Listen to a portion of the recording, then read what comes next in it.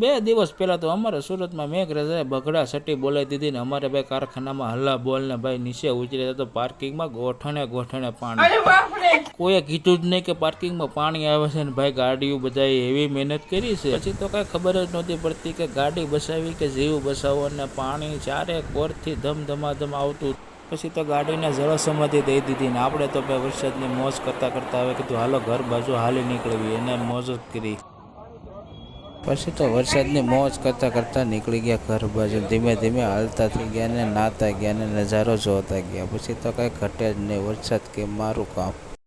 પછી તો ધીમે ધીમે વરસાદની મોજ લેતા લેતા ઘર બાજુ હાલી નીકળ્યા, ઘરે જઈને પાછા નીકળી ગયા પાણી જોવા. આપણે પાણી એટલે આમ જોઈ લો નદી જેવું, બધે પાણીનો નજારો જોઈ લીધો ને કીધું હાલો હવે આપણે ઘર બાજુ પાછા વળી જાવી, નકર પાછા કંઈક મેઘરાજા આંબી જાહે.